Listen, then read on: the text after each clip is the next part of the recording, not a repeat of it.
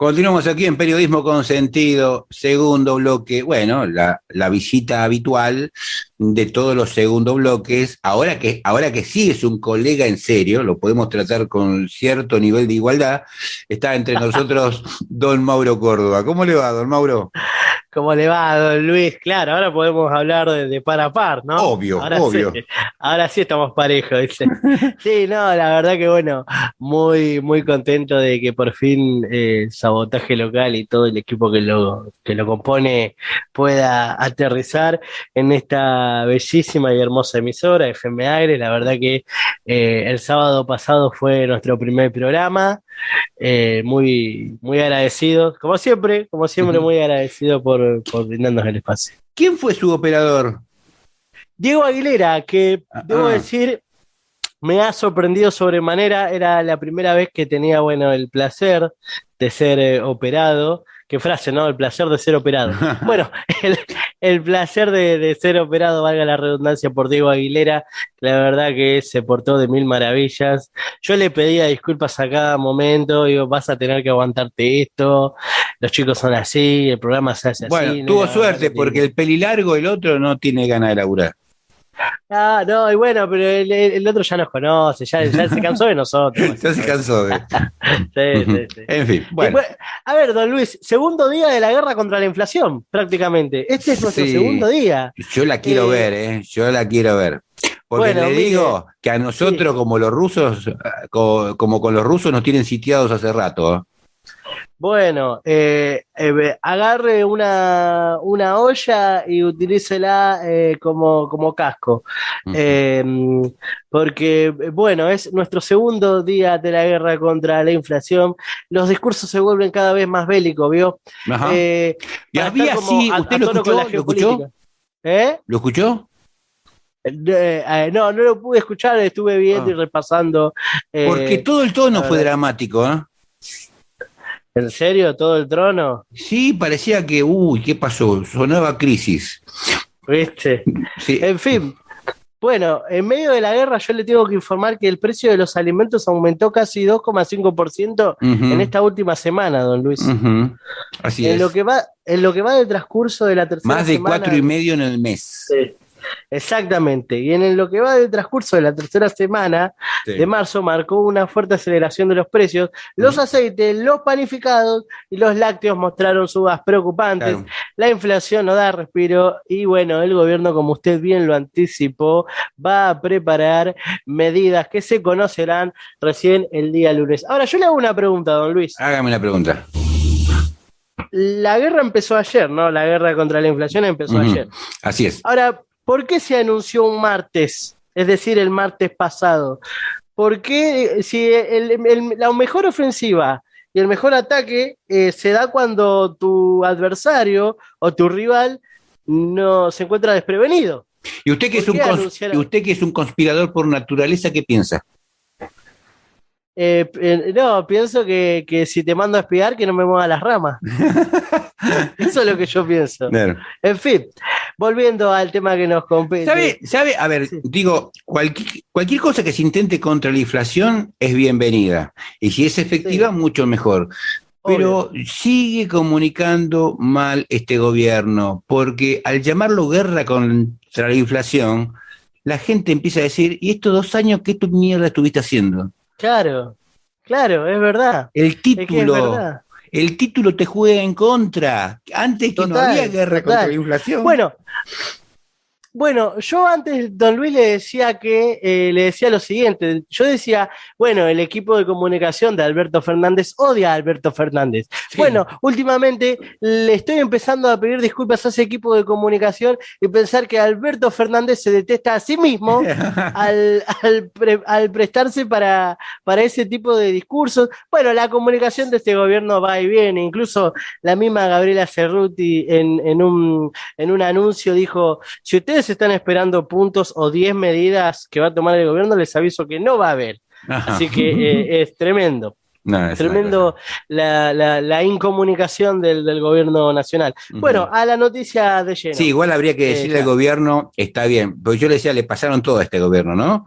Que Sí, agarró la devastación, a los 3 meses lo agarra la pandemia, después la escasez de vacuna, va saliendo de eso y lo agarra una guerra, y no cualquier guerra, entre dos países productores de alimentos, hay presión de precios hacia afuera, los productores quieren exportar a precio dólar, no venderle a los muertos de hambre como nosotros. claro. Eh, pero antes no tenías una guerra. Claro, antes no, parece que no era una guerra. Y la ley de Era, abastecimiento siempre estuvo ahí para usarla. sí, y la ley de góndola, digo, y un Claro, montón de medidas que no se han reflejado del todo, ¿no? claro. ¿Qué va a ser? En fin. Don Luis, Mm, bueno, repasemos. La tercera semana de marzo, que bueno, marcó justamente esta suba de precios y la suba de materias primas que, bueno, motoriza en sí el conflicto bélico de Europa y, ujú, bueno, profundiza, pero esto es a nivel de escala global, la crisis de los alimentos. De esta, claro. bueno, manera, en apenas 7 días, solo 7 días, los precios que componen la canasta básica de alimentos mostraron aumentos de casi un 2,5 promedio. Ujú, Según un informe, según un informe de LSG, en la tercera semana de marzo, la suba de precio de los alimentos promedió básicamente 2,44%. Y se trató del incremento semanal más alto del claro, que tenga registro, bueno, dicha consultora, ¿no? ujú, El indicador se aceleró casi un punto porcentual respecto a la semana anterior y preocupa lo que viene claro. reflejando marzo. Claro, Bueno, presentaste un presupuesto especulando con una inflación del 33%, ya, viste, vamos con un 8 en el segundo mes. sí, Mm, totalmente, totalmente. Bueno, aumentan los productos de mayor consumo, como era de esperarse. ujú, Estamos hablando de bebidas, estamos hablando de panificados, ujú, la mitad del aumento total, según dicho informe. Además, bueno, el porcentaje de productos son aumentos semanales que fue del 24%. Así le fue, bueno, a cada rubro alimenticio. Yo me compuse una lista, si me permitís comunicarla, don sí, Luis. adelante. Bebidas e infusiones para consumir en el hogar son un 4,5%, Ujú, productos de panificación, cereales y pastas un 3,8%, aceites un 3,6%, verduras un 3,1%, productos lácteos y huevos un 2,6%, lo que sería azúcar, miel, dulces y cacao, estamos hablando de un 2,3%, frutas un 1,8%, carnes un 1,3%, bueno, comidas listas para llevar un 0,8%. Y bueno, los condimentos y otros productos alimenticios rondan en un menos 0,1%, don Luis. ay, Desde, qué lindo que no me nombró ni el vino ni el whisky.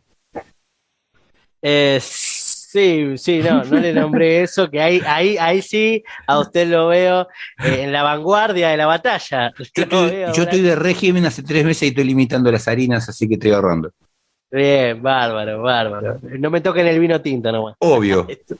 Bien, desde una perspectiva más amplia, don Luis, hay que decir que el índice de alimentos y bebidas presentó, bueno, una inflación mensual promedio del 4,6 en las últimas 4 semanas y No, del 5,9 medida punta a punta en las mismas semanas.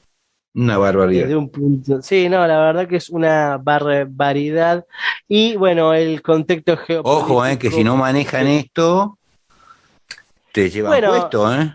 y sí, si bien, a ver, ¿se acuerda cuando Alberto solo hablaba de Encima Alfonsín? dentro del el Frente de Todos se están peleando por el mejor camarote del Titanic, así que está todo bien. Sí, no, el Frente de Todos, que bueno, yo pienso que se rompió por izquierda. No, no sé si Digo, se rompió, pero que tensionan, tensionan. y bueno, va tensionando cada vez más por izquierda ¿Mm? por ese hecho. En fin, don Luis, pasando a otro tema, hay que hablar lo siguiente, Ujú, que se consolida la suba del petróleo y sus derivados. ujú, sí. El crudo cerró la semana en alza en los mercados mundiales. La Agencia Internacional de Energía recomendó bajar el consumo. ¿Les suena esto? recomendaciones de baja de consumos. Claro, sí, me suena a economía clásica. Sí, y a macrismo explícito. Claro, claro. Bien, veremos qué es lo que acontece. Bueno, los precios del petróleo terminaron la semana en alza, consolidados por encima de los $100 el barril en un mercado preocupado por la oferta, debido principalmente a la caída de las exportaciones rusas respecto a su nivel anterior a la guerra en Ucrania. Claro. El barril Brent del Mar del Norte para entrega en mayo cerró con una suba de 1,20% hasta $107,93 en Londres y en Nueva York, y el barril en lo que respecta a West Texas Intermediate para entrega en abril ganó un 1,67% hasta... Sí, yo le hago una pregunta, no lo leí por ahí, usted tampoco, pero bueno, me tiro el lance. ¿Rusia exporta o importa petróleo? Exporta. ¿Exporta? Porque estaba viendo algo de que intentaban cerrar acuerdo para la compra de petróleo con Arabia. Con Arabia Saudita, eso es Boris Johnson, Inglaterra. Ah, se me mezcló. Ah, está bien, listo, no dije nada. Que digo, alerta spoiler, es una de las noticias que también traje. Pero no, eso tiene que ver con el Reino Unido. Bien, que lo vamos a tocar ahora en breve. La entrada en conflicto de Rusia constituye un shock para el mercado petrolero y ya se trata de uno de los principales y más influyentes productores mundiales no integrantes de la OPEP. En estos días los contratos de futuro en los mercados de materias primas de Nueva York se dispararon a sus valores máximos desde 2008. Esto, don Luis, todo esto que nosotros estamos hablando y que parece más lejano a nuestro día a día, ¿qué va a ser lejano? No, le digo porque por ahí el que está del otro dice, bueno, pero ¿y eso en qué claro. ¿cuál es la consecuencia para la Argentina? Y a mí qué me importa. Claro, exactamente. Bueno, esto va a hacer que suban los combustibles y demás. Y bueno, cuando vos pagues más alto, te vas a dar cuenta que se te va a hacer más difícil todavía llenar un poquito siquiera el tanque cuando vas con tu vehículo. Y si a la subida de los precios de alimentos le cargamos encima el transporte que se va a encarecer. Ni te cuento. Ni te cuento. Bien, vos ya lo adelantabas, vamos de vuelta para el Reino Unido, porque vos un poco venías tocando ese tema. Boris Johnson va a negociar con Arabia Saudita en busca de petróleo, una alternativa al petróleo ruso. Recordemos que Estados Unidos no le compra más petróleo a Rusia y pidió lo mismo para el Reino Unido. El Reino Unido dijo, sí, pero no. O sea, estoy a favor de lo que decís, pero no le voy a dejar de comprar de sopetón a Rusia porque aparte digo, ¿cuántos años necesitas? Primero, gasoducto directo no tenés, y el transporte del gas en barco encarece muchísimo. A Rusia lo tenés al lado. Exactamente, claro. Encima tenés un gasoducto a punto de terminarse. Los alemanes, que son alemanes pero no son boludos, dijeron no, nosotros del Nord Stream no nos retiramos. Total. Todo esto como parte, de una estrategia para desestabilizar al gobierno de Putin. El gobierno británico avanza con un proyecto de ley contra el delito financiero. En teoría, apunta a poner fin al uso de paraísos fiscales por los oligarcas rusos, pero tiene rendijas legales. En medio, de todo este conflicto, la decisión de Boris Johnson de poner fin a la dependencia del petróleo ruso mediante una negociación con el no tan democrático régimen de Arabia Saudita, que decapitó justamente a 81 personas. Entre agujeros y hilachas y remendos van tan a la vista, hay otros que pasan desapercibidos. Hay dictaduras buenas y dictaduras malas. ¿Vio cómo es? Las dictaduras buenas son las que me obedecen. Exactamente. Bien, Igual, antes de que se vaya el tema, digo, no, el pensamiento, o sea, las diferencias culturales existen. Y la diferencia de pensamiento y cómo se interpreta el mundo también. No es lo mismo un occidental cristiano habituado a especular en torno a costo-beneficio que el pensamiento eslavo o el pensamiento oriental. ¿Qué quiero decir esto? No tienen tanto de la cuerda como para llevar a Rusia a un estado en el cual no tenga nada más que perder. Y que los chinos no empiecen a medir el mundo que les espera si no son obedientes. Digo, están meando fuera del tarro. Claro, sí. Total. Los chinos están tomando nota de todo. Obvio, obvio. Lo vienen haciendo hace tiempo ya. Sí. Hay una frase muy buena de un libro que me supiste prestar que dice lo siguiente. Mientras Occidente desespera, claro, Oriente espera. Claro. Y se arma de paciencia. No, es genial. Es Frederick. Ay, siempre me olvido del apellido. Frederick, no sé. No, el afgano. El libro es El afgano. El afgano, no sé, claro. Sí. El gran librazo. Friedrich Forsyth. Lo recomiendo fuerte. Sí, total, lo recomiendo. Una recomendación literaria en este espacio. Bueno, vos hablabas de Rusia y Ucrania. Bueno, Zelensky lo asumió por completo. Ucrania no va a ingresar a la OTAN. Y es algo que nosotros veníamos diciendo hace pero el argumento de Zelensky, digamos, es el de la novia abandonada que dijo, porque la OTAN no me da bola a pesar de que yo quise seducirla.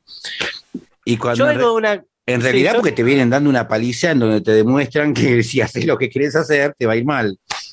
Claro. Bueno, yo vengo de hacer una columna de género. No me prendo en el ejemplo, pero entiendo lo que decís. Sí, no, entiendo lo que decís. Bueno, en una reunión encabezada por el primer ministro británico, el ya mencionado Boris Johnson, el presidente ucraniano desistió de su pedido de ingresar a la Organización del Tratado del Atlántico Norte.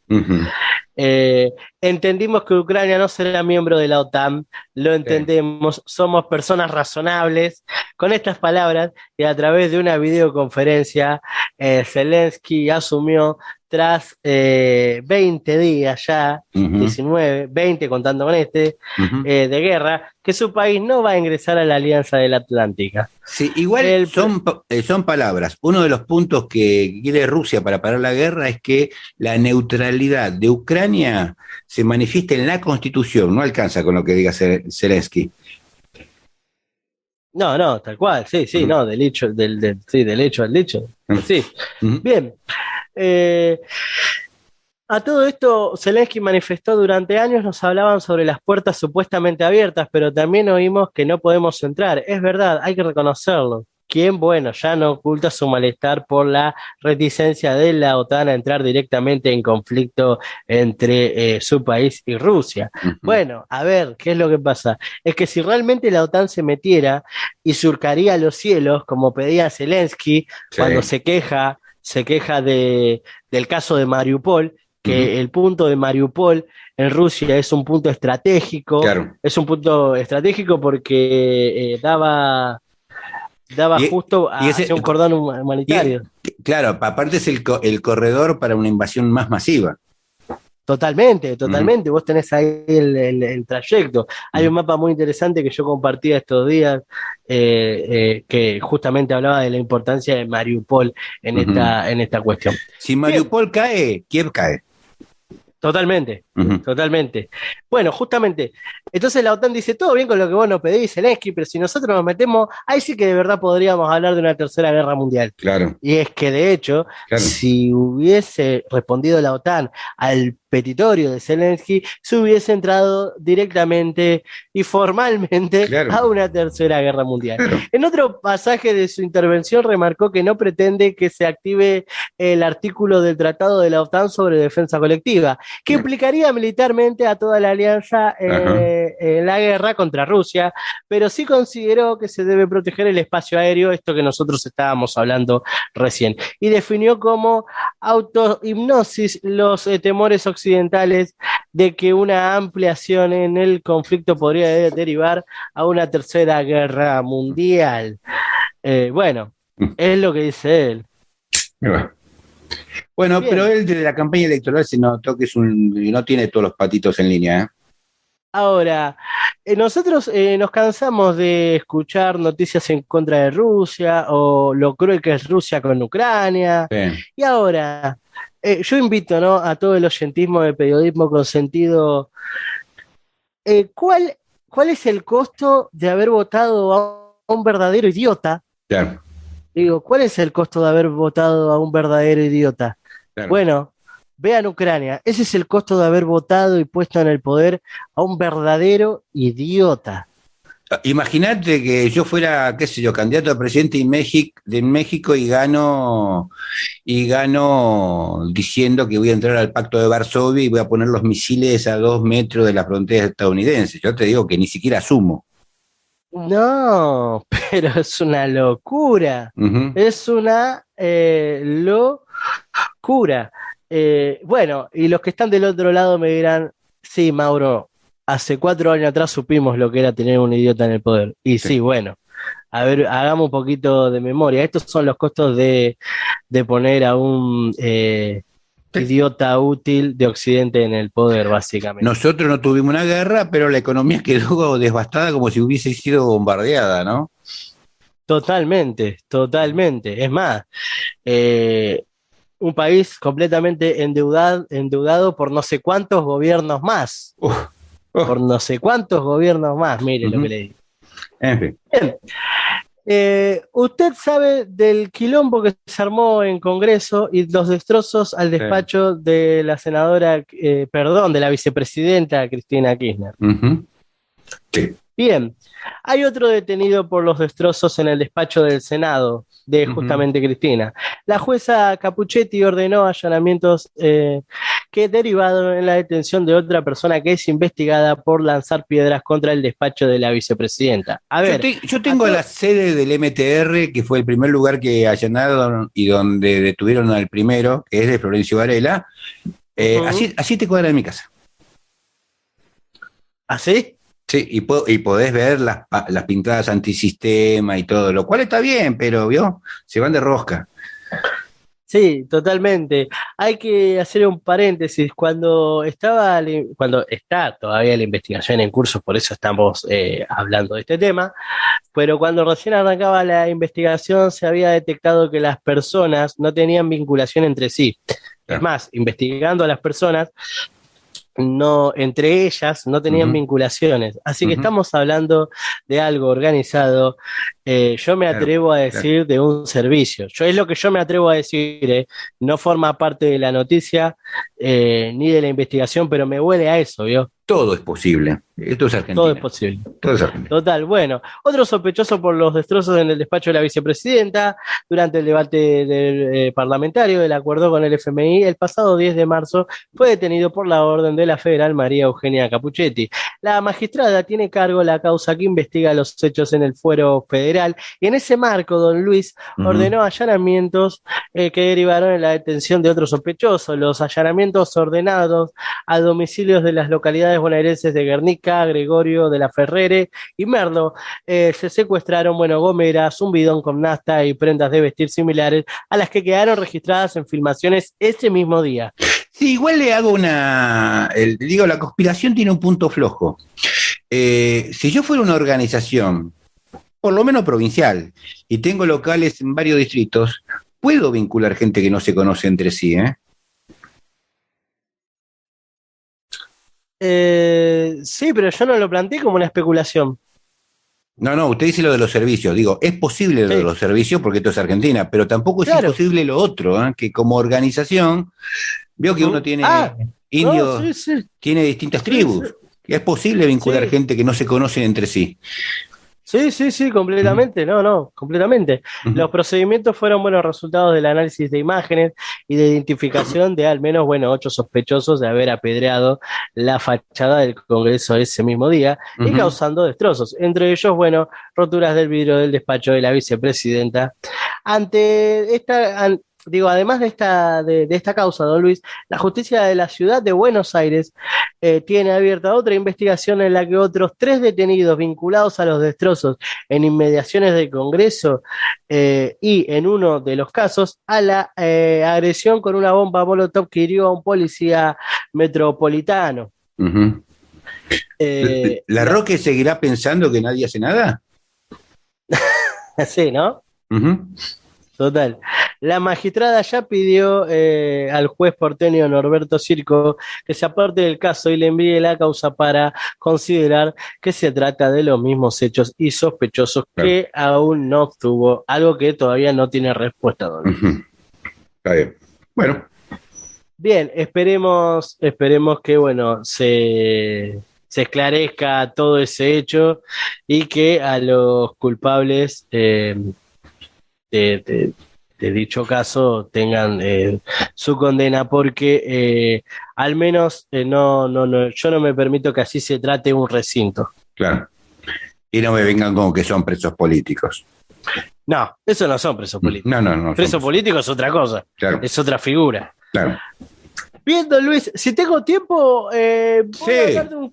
voy a hablar de un caso que la verdad que ya hemos hablado igual de esto nosotros, pero este es un caso bueno que copó los medios de comunicación. Uh-huh. Estoy hablando del caso de Natalia De Negri versus Google en la Corte Suprema de Justicia. Uh-huh. Desarrolle. Bien. En el segundo y último día de las audiencias públicas realizadas en la Corte Suprema de Justicia referidas al juicio de la empresaria, productora y periodista Natalia De Negri contra Google por la vinculación de su nombre a los videos que son extractos del programa de TV del legendario caso Coppola, se presentaron, en el día de ayer los argumentos de las partes, entre ellos el interés público y su relación con el europeo derecho al olvido. Uh-huh. La libertad de expresión y el derecho a controlar el historial, entre comillas, de la propia imagen, aun cuando se trate de figuras públicas. Uh-huh. La necesidad de proteger a los menores involucrados en procesos delictivos y la necesidad de no reproducir hechos de violencia que dañan o han dañado el honor de una víctima. De eso estamos hablando cuando hablamos de derecho al olvido. Uh-huh. Con más aristas para seguir el debate que conclusiones razonadas, los grupos de abogados que representan a las partes buscaron en esta audiencia explicar sus posiciones ante los representantes de la Corte. Esto es su presidente, Horacio Rosati, y los ministros Carlos Rosenkrantz, Juan Carlos Maqueda y Ricardo Lorenzetti, quienes, se encargaron de precisar los términos con las simples preguntas con las que intentaron ordenar el debate. Uh-huh. Hay que decirlo y admitirlo, si bien los abogados de Negri sabían qué pedir, no lo habían expresado con claridad hasta el momento de las preguntas. Por el lado de Google, no fue posible sus representantes precisar que no, por qué no acceder a la petición o en qué sostiene la compañía. Uh-huh. Las razones de su posicionamiento. Uh-huh. Si se los escuchó mencionar el cinismo de una persona pública que hoy busca limpiar su currículum. Así son. Suaves. Sí, suavecito. Bien, a todo esto yo lo que digo es lo siguiente, ¿por qué no el derecho al olvido? ¿Por qué no? ¿Por qué no dejar atrás? Este es un caso muy particular, no estamos hablando del caso Coppola, caso histórico en la televisión argentina, pero no me parece mal, el derecho al olvido en Internet. No, para nada. La libertad de expresión tiene un límite, que es la honorabilidad del otro. Total. Uh-huh. Totalmente de acuerdo. Cuando se mancha el honor de otra persona, algo que ha posibilitado las redes sociales, también hay que decirlo, si bien son muy simpáticas y muy lindas las redes sociales, uh-huh. y uno encuentra cosas muy copadas. Es más, lo llevo al extremo. Es un ejemplo ridículo, pero le va a decir cómo lo pienso. Imaginemos que una actriz de estas de sexo explícito, de pornografía, uh-huh. se le ocurriera arrepentirse de la carrera y formar una familia, y por las cuestiones que puede atravesar el día de mañana con sus posibles hijos, de hecho ha pasado. Quiera pedir el derecho al olvido. ¿Se lo tienen que dar también por más de que haya laburado de eso? Exactamente. ¿Mm? Ah, no sabía que había pasado. Sí, creo que ya. Veo que tal tanto de lo que pasa pasa en el mundo pornográfico. en el mundo artístico, más que nada. Ah, bueno. En el mundo artístico, más que nada. Uh-huh. Bueno. Bien, otra, don Luis. Última, Y vamos. usted dígame. Bueno, a partir del lunes, desde el lunes, va a regir una extraña medida que informó Julio Garro. Bueno, el Ministerio de Salud calificó de irresponsable el anuncio de que en La Plata el uso del barbijo sea optativo. Uh-huh. ¿Estamos hablando de Julio Garro, el intendente de La Plata que estaba sentado en la mesa de la Gestapo? Yes. Ajá.